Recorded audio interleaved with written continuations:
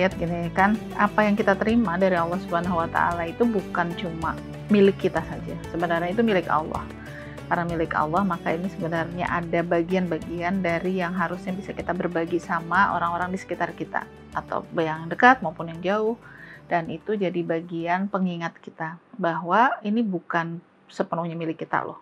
Maka kalau kita melakukan upaya kegiatan-kegiatan yang berbagi dan lain sebagainya, itu jadi bagian yang perlu kita cermati, bahwa kita sedang melakukan satu kebaikan, mengembalikan milik Allah kepada orang-orang di sekitar kita.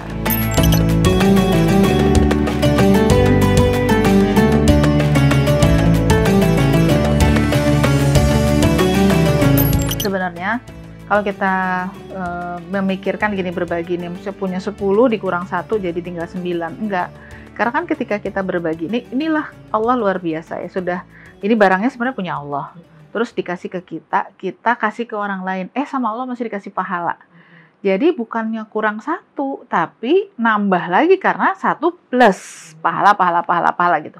Jadi sebenarnya nggak cuma berkurang 1, tapi kita tuh berkurang 1 nambahnya puluhan kali gitu. Nah, itu jadi bagian yang perlu kita pahami ya. Nah, kayak misalnya gini, kita bersedekah berbuat baik itu kan bisa pahalanya 1, 10, 700 kali, bahkan berkali-kali lipat yang tidak terhitung. Jadi kalau kita pikirin gini ya, sebenarnya kalau kita nggak mau berbagi agak-agak kurang ajar juga sih ya. Jadi karena kurang ajar pada Allah maksudnya. Karena kan gini, ini barang punya Allah, Allah kasih ke kita. Udah dikasih ke kita, terus kita nggak mau ngasih ke orang lain. Padahal kalau kita kasih sama Allah dikasihnya lebih banyak lagi gitu. Nah, jadi bab yang itu yang harus kita terus bangun dalam hati kita, dalam diri kita, bahwa berbagi itu sesungguhnya manfaatnya banyaknya buat kita, bukan cuma buat orang lain.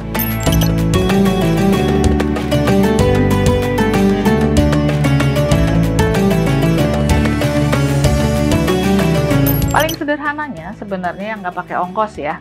Tabassumuka fi wajhi akhika shadaqah. Tersenyum kepada saudara itu sedekah. Ketika kita tersenyum kan hati kita terbawa untuk gembira, terbawa untuk bahagia kan gitu ya. Meskipun ada yang bilang katanya mulut tersenyum meskipun hati luka, gitu ya, nggak gitu-gitu amat juga sih kali ya. Tapi biasanya itu akan membawa kita pada sebuah kebahagiaan. Kan nggak pakai ongkos senyum, tapi sudah dinilai oleh Allah sebagai sedekah. Ya nggak boleh senyum-senyum sendiri.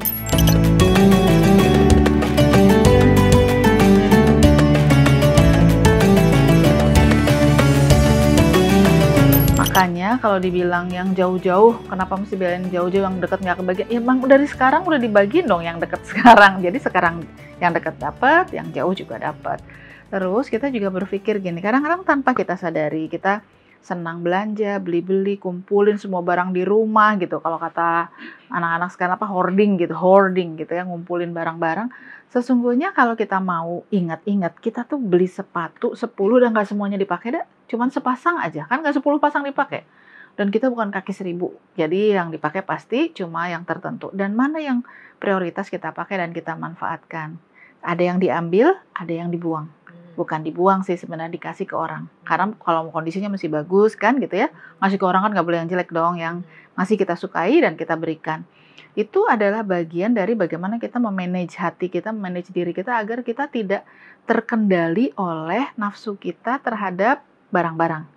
Sama beli baju gitu juga, yang ada yang masuk, ada yang keluar gitu. Jadi bagian yang bagaimana kita mau menetapkan sebuah standar bagi diri kita hanya menggunakan yang kita memang perlukan. Nah, sehingga kemudian orang lain akan merasakan, oh ya ternyata kita juga bisa merasakan punya baju yang bagus seperti ini, atau juga masih sepatu misalnya yang bagus, atau tas atau apapun juga, itu jadi bagian yang juga perlu ditanamkan dalam diri kita. Maka kan ada juga teman-teman yang oh iya kalau gitu kita pre-love, barang-barang pre-love-nya dipakai untuk nanti kalau dijual uangnya buat Palestina misalnya. Itu juga bisa dilakukan.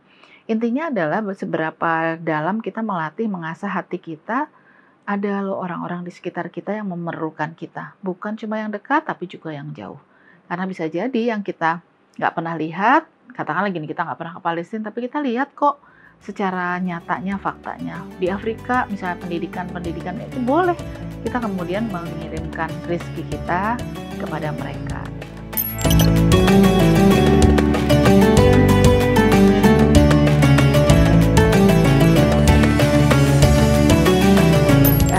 kita banyak aja berkumpul dengan orang-orang di lingkungan kita ya, lingkungan terdekat, agak jauh yang memang bukan sehari-hari kita. Jadi kita bisa tahu bahwa ada ya hal lain yang tidak pernah kita bayangkan sebelumnya.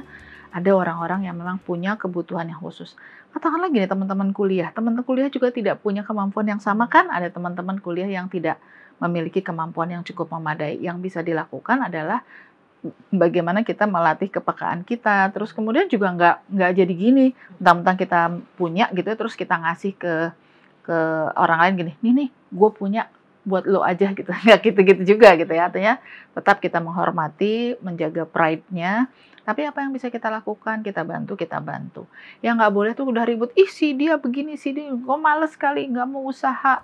Terus kita nggak ngebantu sama sekali. Nah, jangan yang seperti itu. Jadi, sebaiknya kita ini bukan jadi problem speaker, tapi jadi problem solver.